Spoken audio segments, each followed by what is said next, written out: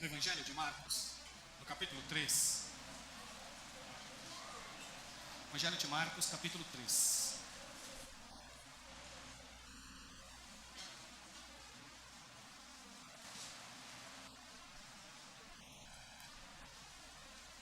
Vou ler os versículos 20 e 21 e depois o 31 e o 35.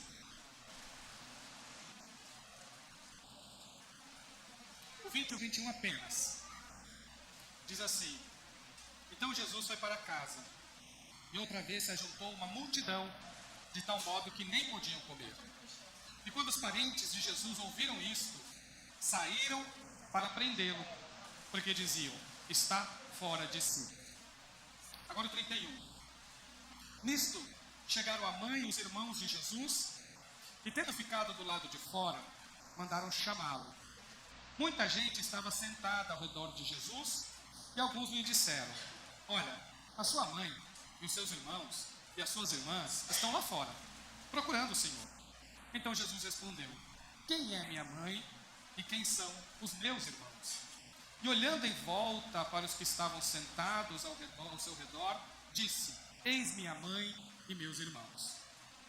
Portanto, aquele que fizer a vontade de Deus, esse é meu irmão, minha irmã e minha mãe. Vamos orar? Pai amado, aqui na tua presença, Senhor, diante da leitura da tua santíssima palavra, pedimos que o Senhor continue falando com os irmãos, com as irmãs, continue falando, Senhor, com a tua igreja. Te louvamos, Senhor, por esta oportunidade de estarmos aqui com o coração, com a mente, Senhor, com toda a nossa atenção voltada para a tua gloriosa palavra. Que o Senhor fale conosco, assim como o Senhor já tem falado através dos louvores e das orações e da leitura, Senhor, do Evangelho no início deste culto. Te agradecemos, Pai. Te louvamos, Senhor. Amém. Todas as pessoas que tomam uma decisão por Jesus, que passam a crer em Jesus, passam por momentos de incompreensão. Nós parecemos pessoas estranhas neste mundo, não é? E tem gente que acha mesmo o cristão uma pessoa esquisita. Porque o nosso comportamento é diferente, as nossas ideias são diferentes. Tudo que envolve a vida, nós lembramos de Jesus. E nós citamos Jesus em diversos momentos da nossa vida. Por muitos assuntos que vêm até nós conversamos sobre esses assuntos e vez ou outra nós falamos de Jesus também. Eu estava aqui louvando e pensando também, e me veio à mente: jovem sofre mais. Todos, aliás, mas jovem, quando está na escola, principalmente se não for uma escola cristã, quando está na faculdade, se ele é um servo de Deus e ele tem posturas que não são iguais às dos colegas da sala de aula, é tido como um esquisito. Essa pessoa aí é estranha. Tudo que ela fala tem que falar ou é fanática. E criam-se rótulos porque não sabem o que é ser de Jesus. Pessoas que não compreendem a fé cristã é porque não conhecem a Jesus. Outra ocasião em que acontece muito também, além dos jovens cristãos, são as pessoas que se convertem e ainda a sua família não é. Às vezes é a esposa que se converte, o marido não é.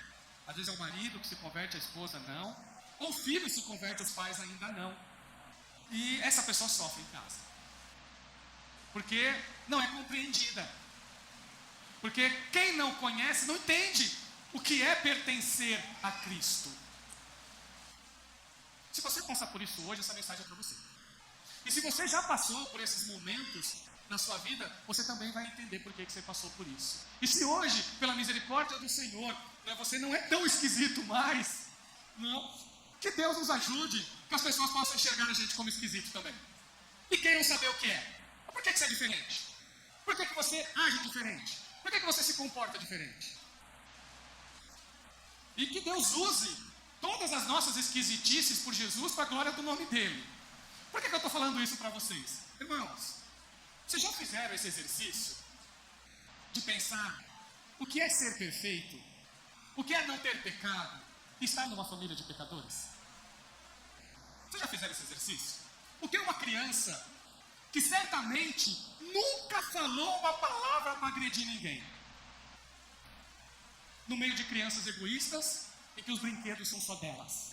Vocês já imaginaram?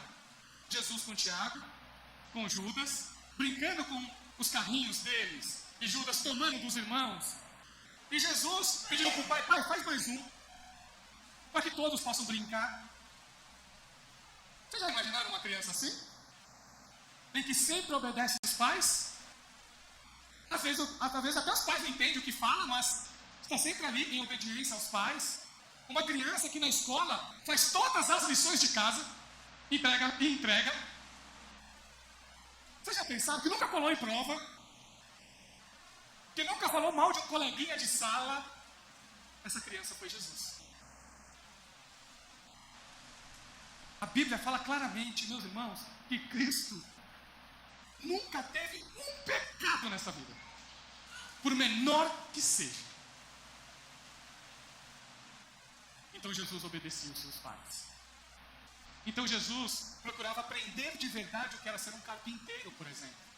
Imagine Jesus na escola da sinagoga. Talvez, irmão, sendo visto pelo professor como uma criança com superdotação, que sabe tudo do que tá. E aí ele fala assim, eu sei porque é das coisas do meu pai. Aí eu, tá bom, todo Israel é filho de Deus mesmo, né? Imagine, irmãos, se teve uma criança que provavelmente foi tida como esquisita nessa vida, foi Jesus. Ou vocês acham que Jesus ganhava status quando fazia tudo certo? Ou vocês acham que os irmãos de Jesus o elogiavam quando ele fazia tudo corretamente? Não, achavam ele esquisito. E muitas vezes ficavam com raiva. Sabe aquela coisa? Você parece o certinho da família. Você é o mais certinho aqui. Todo mundo faz coisa errada, só que você não faz. Você quer ser melhor que a gente? Se José, que só sonhava, arrumou um problemão com a família, imagina Jesus fazendo tudo certo, tudo corretamente. Irmãos, imagine um carpinteiro que cobrava o justo pelo seu trabalho, que não exigia um centavo a mais da pessoa que pediu o seu serviço, que cumpria os prazos, que era honesta em todos os seus negócios. Esse jovem, esse trabalhador, foi Jesus. Nada em Cristo era errado. Cristo é o ser humano perfeito que veio a este mundo. Tem um teólogo famoso que fala assim, para ser humano desse jeito, só Deus mesmo. Porque não tem como, tem que ser Deus. Quando Jesus inicia o ministério dele, meus irmãos,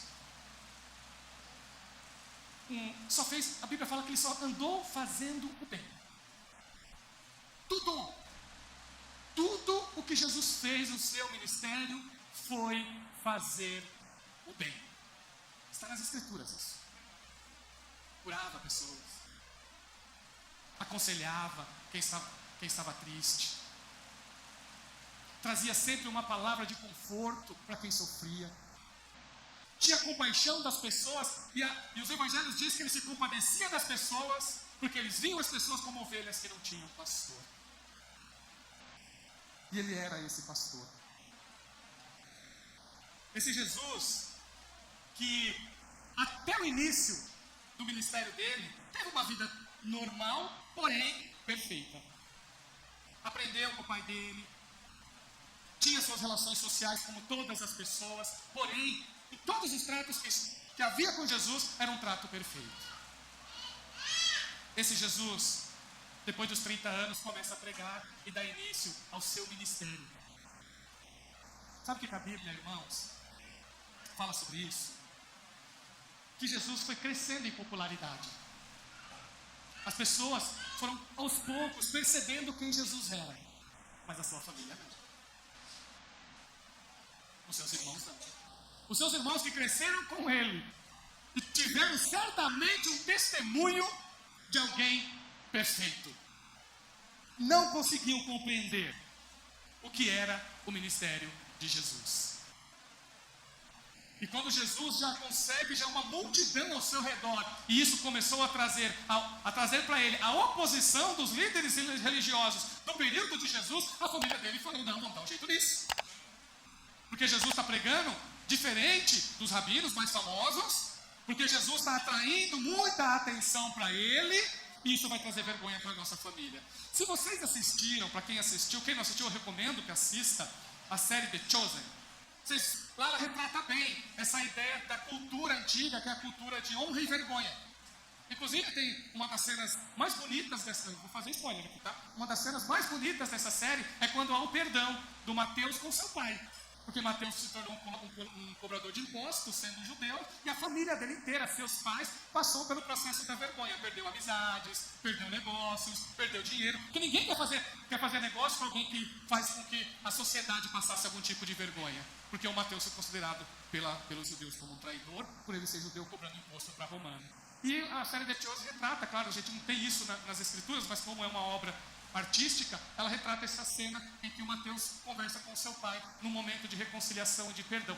Essa relação do Mateus com o pai dele na série retrata bem a cultura do primeiro século, que era assim mesmo, era uma cultura de honra e vergonha. Nos versículos 20 e 21, que nós acabamos de ler, que eu vou reler mais uma vez, está assim, olha, então Jesus foi para casa, provavelmente a casa de Pedro, e outra vez se juntou uma multidão, de tal modo que nem podiam comer. E quando os parentes de Jesus ouviram isso, saíram para prendê-lo, porque diziam, está fora de si. Essa foi a palavra dos irmãos de Jesus. Maria está aqui. Mas Maria, irmãos, nós temos que entender que Maria tem diferenças, porque Maria ouviu do anjo que Jesus iria nascer como obra do Espírito Santo de Deus. E ela, virgem, teria uma criança que seria chamada de Jesus, que iria tirar o pecado da humanidade. Então, certamente, essa palavra não é de Maria.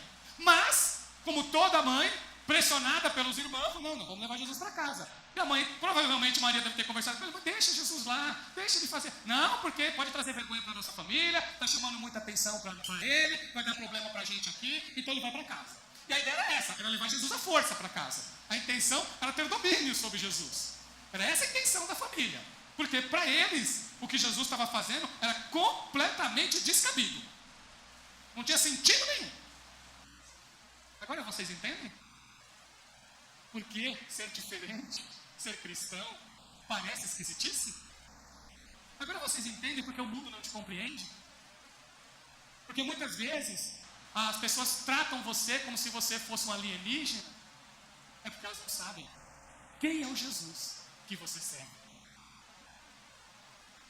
Quem é o Cristo Todo-Poderoso que cuida de nós. E também porque o mundo está em trevas. E as trevas não enxergam a luz. A não ser que os olhos sejam abertos para a luz do Evangelho, as pessoas não conseguem compreender o que é ser cristão de verdade. Agora, irmãos, tem sentido? Vamos falar para vocês, vai. Alguém ter domínio sobre Jesus? Tem cabimento alguém querer dominar o Senhor de todo o universo? Dominar o Filho de Deus? Onde que está a loucura aqui? Onde que está as coisas sem sentido que acontecem aqui? Nós, evangélicos, temos um grande respeito por Maria. Mas não temos Maria como uma intercessora. Mas nós temos sim Maria como uma serva de Deus exemplar. Podemos observar nessas leituras que José não é citado, o pai de Jesus.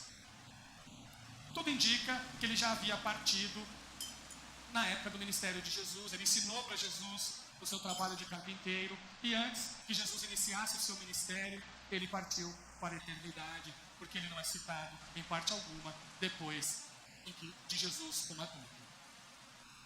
E os filhos de Maria também há sempre debates. Há vários debates, mas eu posso falar para os irmãos assim, que nós temos muito respeito por todas as ideias que são apresentadas e que honrem as Escrituras. Então nós temos que ter respeito. Algumas pessoas, por exemplo, acreditam que os irmãos de Jesus são meio-irmãos, que eram filhos de José de um casamento anterior ao casamento de Maria. Não tem nada na Bíblia que fala sobre isso. O segundo, O segundo, existe uma pequena possibilidade, que é o termo grego para irmãos, que é adelphos, que também pode, em alguns contextos, significar primos. Então, algumas tradições religiosas ou dizem que os irmãos de Jesus eram meio-irmãos de um casamento anterior de José, que é muito frágil isso, ou que eram primos de Jesus. Mas, irmãos, o significado normal da palavra é irmãos mesmo. Tá bom? A utilização normal da palavra, exceto em casos excepcionais, que não parece ser o caso dos evangelhos, exceto em casos excepcionais, pode ter um significado de primo sim. Mas é muito raro, é muito raro. E o contexto ajuda a esclarecer o que não acontece na leitura dos evangelhos. Então, a imensidão dos pesquisadores, principalmente entre os protestantes, afirmam categoricamente que os irmãos de Jesus são realmente irmãos deles, filhos de Maria e de José. Tá bom? E Jesus como o irmão mais velho deles. Isso não diminui nada a Maria, pelo contrário, tá?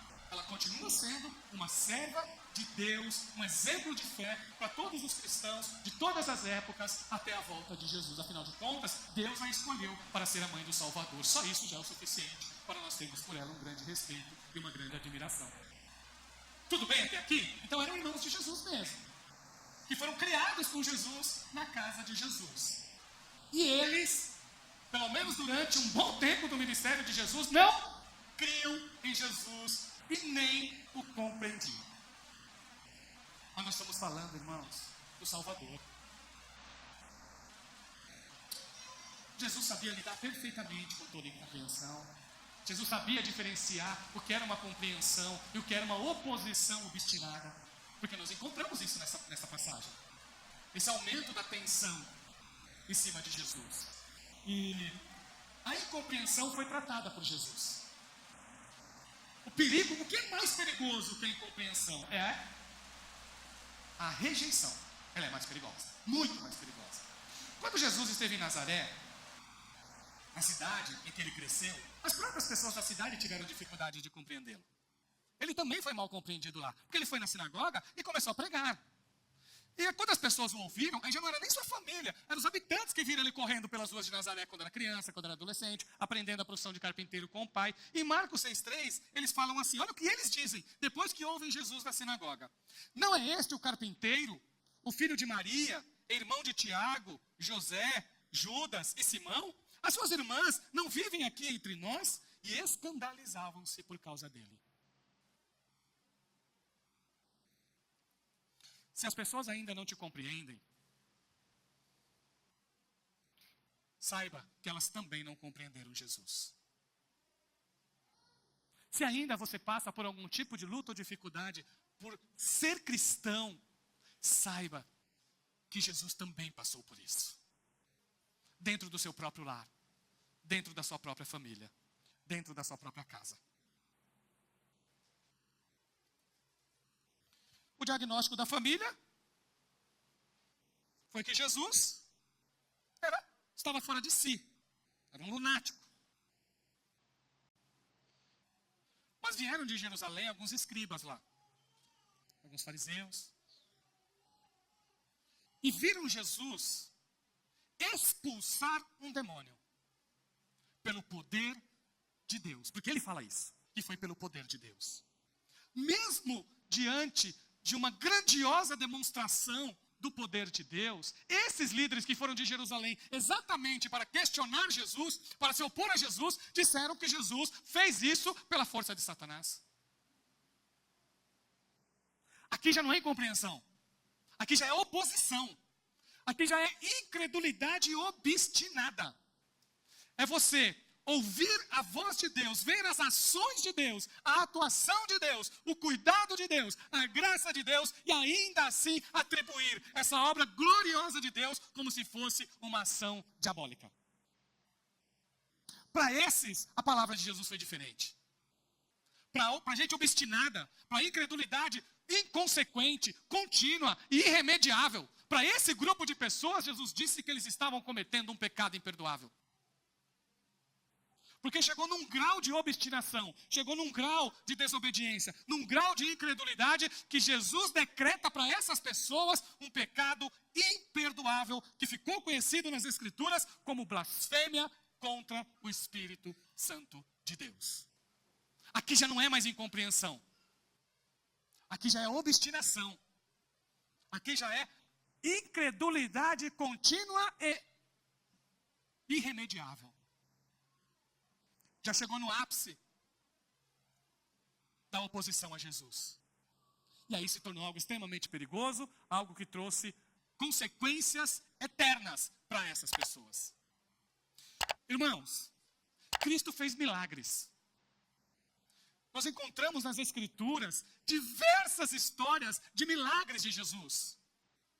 Jesus sempre teve uma palavra sábia para todas as pessoas.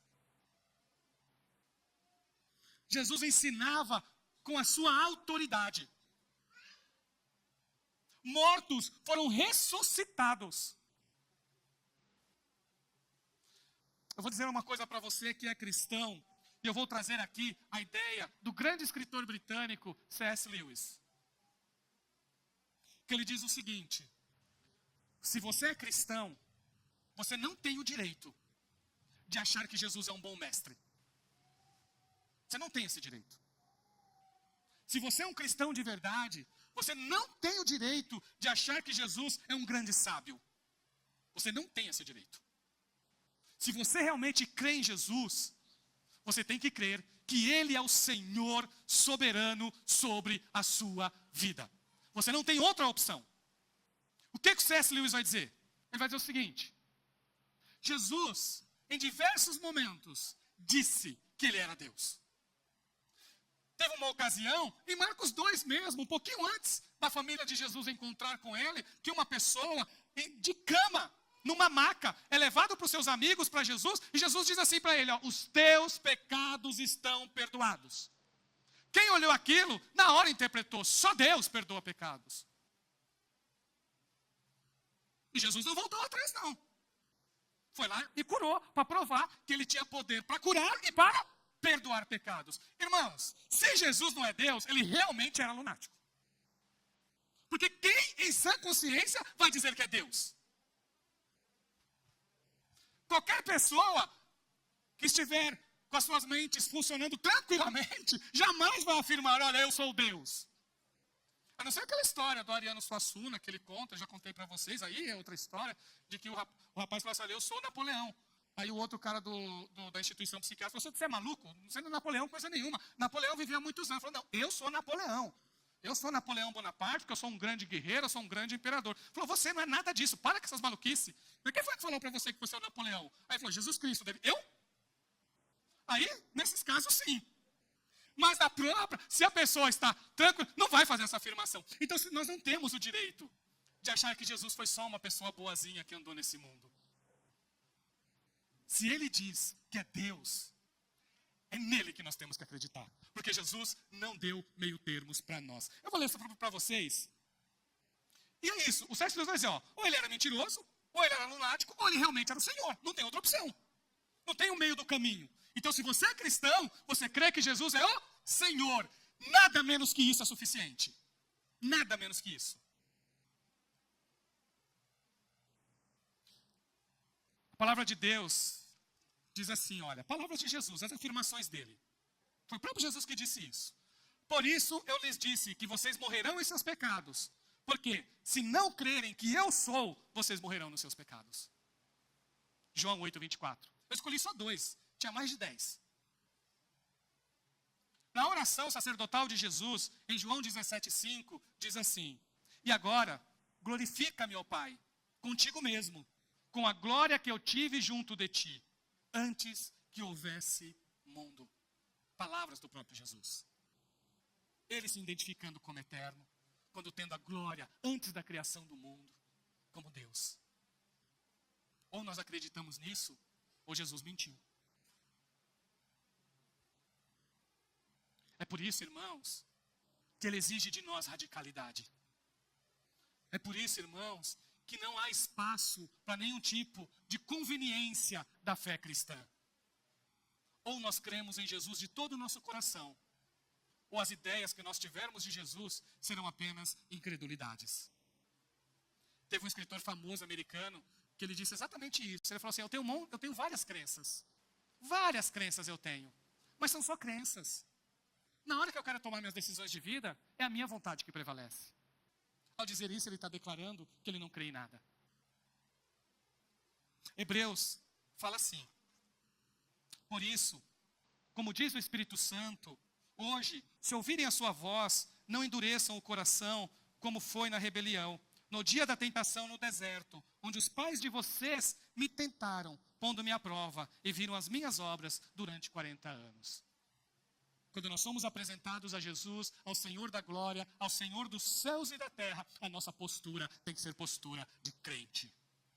Quando nós ouvirmos a voz do Senhor, é a voz do Senhor que tem que prevalecer sobre a nossa própria voz, sobre a nossa própria vontade.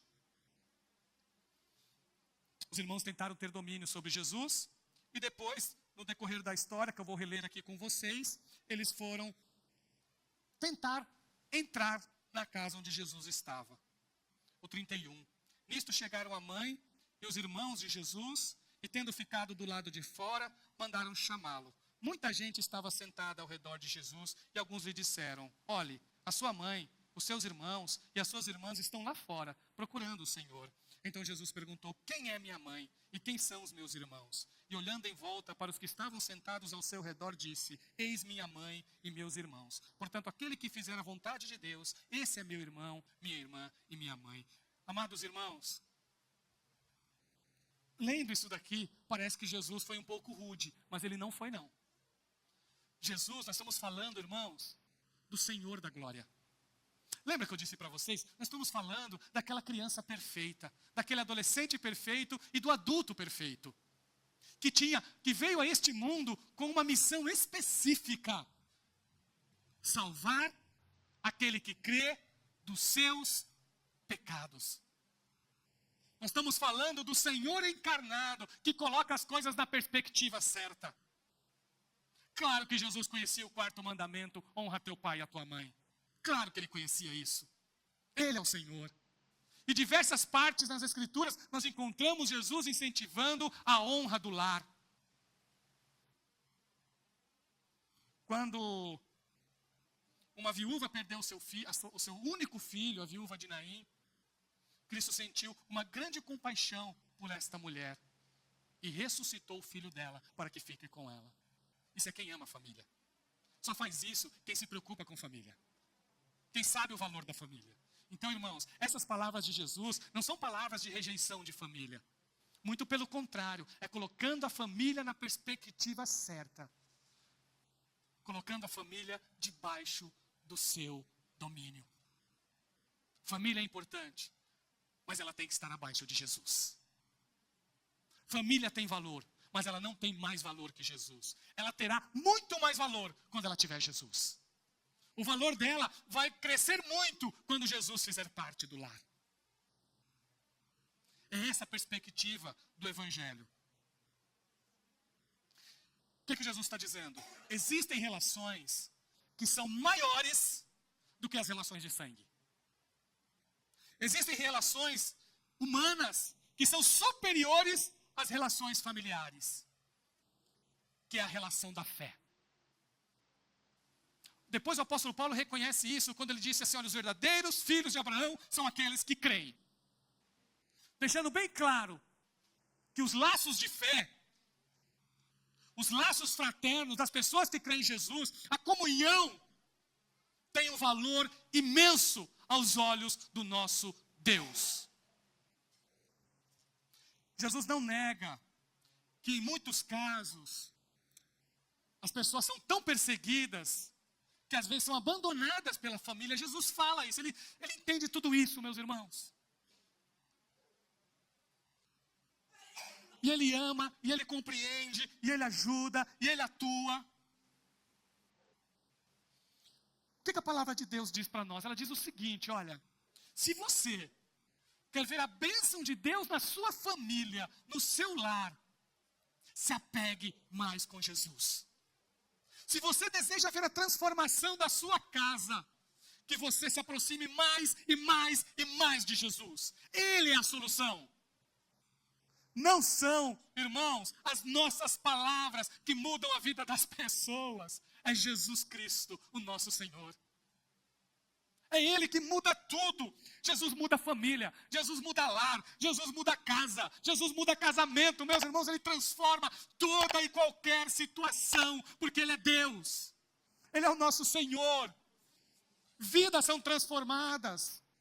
Países são transformados por esse poder de Jesus. Então o que ele está fazendo aqui? Ele está dizendo assim, olha, a fé verdadeira, a fé nele, tem um valor inegociável, acima de tudo e de todos. Teve uma vez que o apóstolo Pedro foi proibido de falar de Jesus, porque senão ele ia ser preso, açoitado e correndo o risco até de morrer. E ele fala assim, olha, mais importa obedecer a Deus que aos homens. Estava pedindo para Pedro fazer rebelião? Não. Porque depois Pedro, quando ele escreve, ele fala assim, honre as autoridades. Ele escreve isso na carta dele, meus irmãos. Honre as autoridades. O que ele está dizendo é que tem algo maior. Que as próprias autoridades constituídas, ela tem o seu lugar. Assim como a família tem o seu lugar. Assim como o casamento tem o seu lugar. No plano de Deus e no cuidado de Deus para você. Mas isso nunca pode estar acima do nosso Senhor Jesus Cristo. O que ele pede de nós? Arrependimento e fé. Arrependimento e fé. Nos arrependermos dos nossos pecados e crermos que Ele é o nosso Senhor. E aí sim, nós vamos entrar na família de Jesus. Os irmãos de Jesus, irmãos, o evangelista Marcos foi usado pelo Espírito Santo, tá? E ele fez de propósito, acreditem, ele fez de propósito. Olha o que ele falou, a família de Jesus estava do lado de fora. E os discípulos de Jesus, do lado de dentro. Foi intencional isso aqui. Porque os outros evangelistas não fazem isso. E ele faz. Deixando bem claro que mesmo os irmãos de Jesus, se não crerem em Jesus, não fazem parte da família do reino dos céus. Mas agora eu quero contar para vocês o que Jesus faz quando há arrependimento e fé. E agora eu quero contar para vocês com um coração muito alegre, irmãos, de ver que tudo tem o seu tempo. E que nunca devemos desistir do poder de Jesus para transformar toda e qualquer situação. Provavelmente, irmãos, durante todo o ministério de Jesus, esses irmãos não creram nele. Exceto a sua mãe. A sua mãe sim. Nós observamos nos evangelhos que ela era uma mulher de fé. Mas seus irmãos não.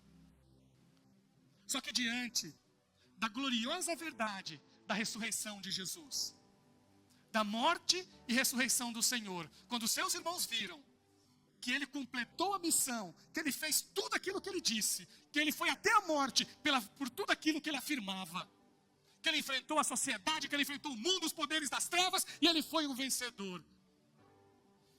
Eu não sei qual foi o momento em que o Espírito Santo pegou esses irmãos de Jesus e transformou. Mas isso aconteceu. Eu vou ler para vocês textos lindíssimos que mostram que vale a pena crer em Jesus, que Jesus ama a sua família, mas que Ele coloca a fé, a devoção, a vida espiritual como algo inegociável na nossa vida. Atos 1,14 diz assim: pós-ressurreição de Jesus, Jesus pediu que eles ficassem orando. Ficaram 10 dias em oração, no cenáculo, numa casa, na parte de cima de uma casa de Jerusalém. E estavam muita gente lá, 120 pessoas, orando. E sabe o que o escritor de Atos, que é Lucas, fala? Olha quem estava no meio desses 120. Tinha um grupinho conhecido lá. Eu vou ler para vocês. 1,14 diz assim, ó, todos estes perseveravam unânimes em oração, com as mulheres, com Maria, mãe de Jesus, e com os irmãos dele.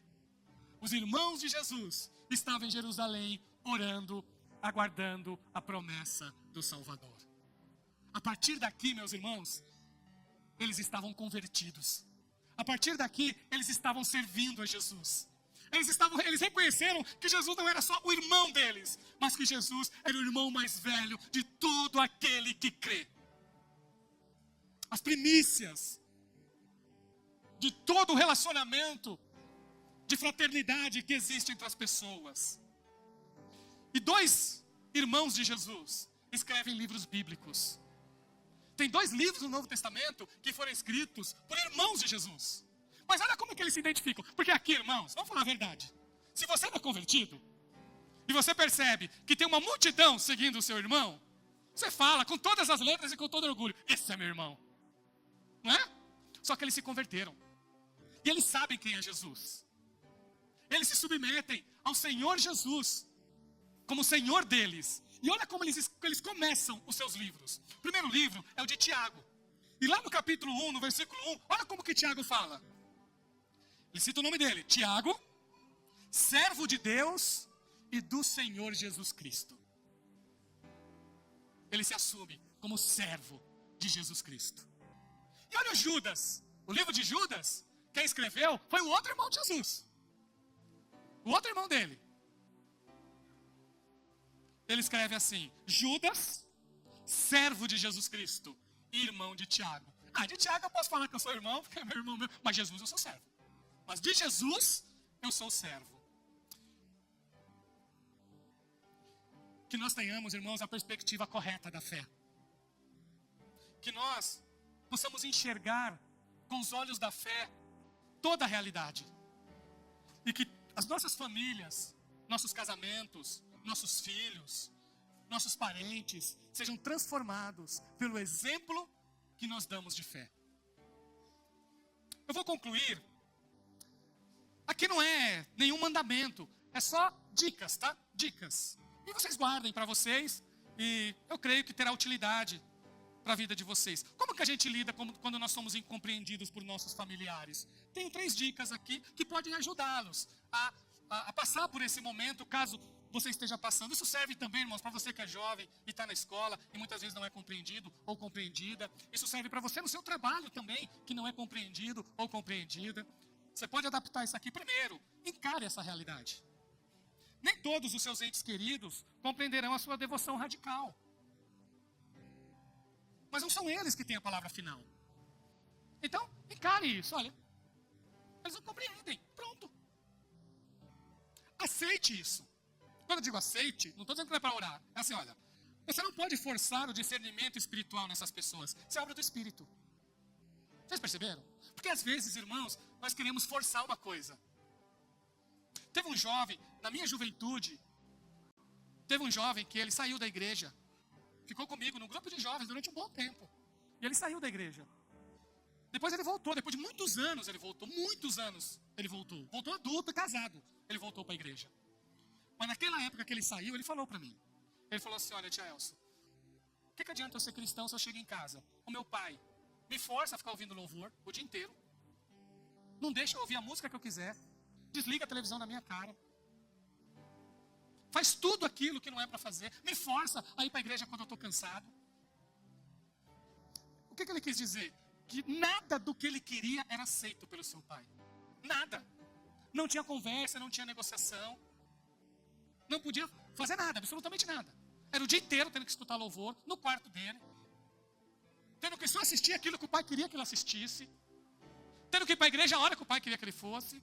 Que ele chegou e falou assim, eu não quero ir mais. Ele aproveitou que ele estava com 17 anos, ele tinha uns 16 anos. Falou, agora meu pai não pode me forçar mais, porque senão vai arrumar briga em casa. E ele bateu o pé e foi, não vou. E você não vai me forçar aí. E ele ficou muitos anos sem estar na igreja. Então, irmãos, não adianta forçar, porque isso é obra do Espírito Santo. Orar sim. Aí, vamos lá, abrace isso. Primeiro, você encara. Depois você aceita. Veja bem, aceitar não é desistir. Você sabe. Olha, eu não tenho poder de convencimento, é o Espírito Santo que faz. E aí o que você faz? Você vive a sua fé com integridade. A sua família vê. Para o seu filho te ver orando. Para o seu irmão te ver orando. Para ver você lendo a Bíblia. Deixa que veja. Deixa que olhe para isso. Para que saiba quem é o teu Deus. E você ore e interceda pelo seu lado. Vocês entenderam? Isso é sabedoria, irmão. Isso aqui é só dica, tá? Então, encare essa realidade de frente. Não tenha medo. Entenda que você não tem poder para mudar a vida de ninguém. Mas você pode dar exemplo através de uma vida de integridade ao teu Deus. Isso você pode fazer. Demonstrando, através da tua fé, que Jesus é real. E ele passa a enxergar Jesus através de você.